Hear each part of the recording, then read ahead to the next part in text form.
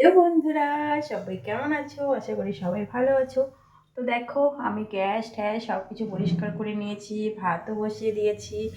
আর কালকে তো শিব চতুর্দশী, তো আজকের থেকে আমরা নিরামিষ খাবো। তো ঠিক আছে, চলো তোমরা আমার ব্লগটা দেখতে থাকো। তো দেখো বন্ধুরা, আমি এখানে বাঁধাকপি কাটবো, কি রান্না করব, রান্নার সেরকম কিছু ছিল না।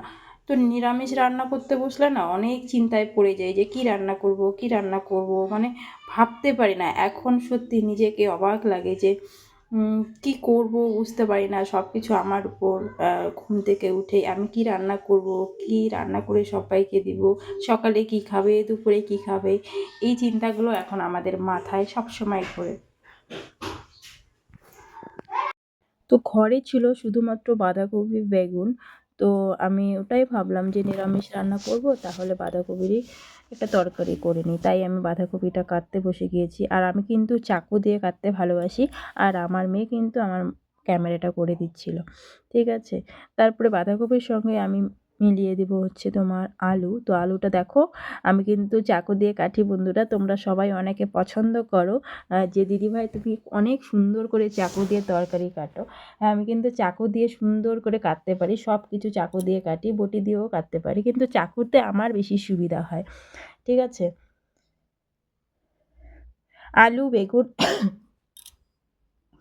আলু বেগুন দিয়ে আমি কিন্তু বাঁধাকপির তরকারি করব, তার জন্য কিন্তু কেটে নিচ্ছি। যাই হোক, এটাই আমাদের মেয়েদের এখন হয়ে গেছে যে সকালবেলা উঠেই একটা চিন্তা মাথার মধ্যে কাজ করে যে আজকে কী রান্না করব, কী রান্না করব।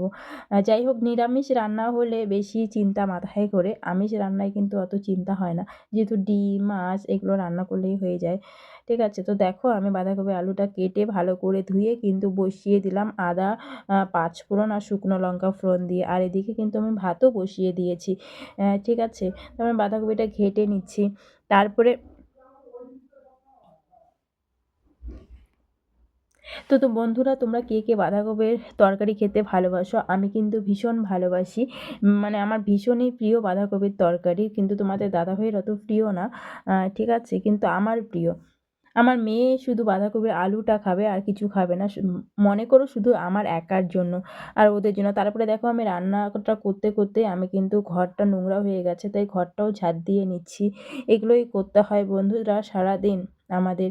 তো কী ভিডিও দিব সেটা আমি ভেবে পাই না। তো দেখো, আমরা সবসময় বাইরে যেতে পারি না, তাই কিন্তু আমাদেরকে ঘরে আমরা যা করি সেটুকুই কিছুটা কিছুটা অংশ তোমাদের সঙ্গে শেয়ার করি বন্ধুরা। ঠিক আছে? তারপর দেখো, ঘর ঝাড় দেওয়ার পরে কিন্তু আমি আলু ভাজা করেছিলাম। একটু মুচমুচ করে আলু ভাজা করেছি। আলু ভাজাটা নামাতে গিয়ে কিন্তু আমার আলু ভাজাটা প্রথমে পড়ে যায় একটুখানি, সেটা হয়তো ভিডিওতে নেওয়া হয়নি। তারপরে দেখো, আমি বেগুনও ভাজা করব। বেগুনে কিন্তু লবণ, হলুদ আর চিনি দিয়ে মাখিয়ে রাখলে কিন্তু বেগুন ভাজাটা খুব টেস্ট হয় খেতে। তোমরা সেইভাবে চিনি দিয়ে বেগুন ভাজা করে খাবে, দেখবে ১ ঘন্টা আগে মাখিয়ে রাখবে, দেখবে খুব সুন্দর হয় খেতে, একদম নরম হয়, সফট, আর খেতে ভালো লাগে নিরামিষে। ঠিক আছে? তো বন্ধুরা, আমার ভিডিও তোমাদের কেমন লাগে অবশ্যই কিন্তু তোমরা সবাই কমেন্ট করে জানাবে। আমি জানি আমি অত ভালো ভিডিও করতে পারি না। দেখো, আমার ভিডিও এডিটিং করতেও ভুল হয়ে গেল। আমি আলু ভাজার লাস্টের ধাপটা কিন্তু দিয়েছি প্রথমে, আর এটা কিন্তু আমার প্রথম ধাপ। যাই হোক, এইভাবেই আস্তে আস্তে শিখবো। দেখো, আমার আলু ভাজাটা কাচ করে পড়ে যাবে এখনই। দেখেছো? তো যাই হোক, তারপরে দেখো, আমি মেয়েকে কিন্তু খাওয়াতে বসে গেছি। মেয়ে খেলছে আর খাচ্ছে। আলু ভাজা দিয়ে ওই সবজির আলু আর বাটার দিয়ে মেয়েকে খাওয়াচ্ছি। একটু বেগুন ভাজা নিয়েছি। তো বন্ধুরা, আজকের মতো ভিডিওটা এইটুকুই। আবার দেখা হবে নতুন কোনো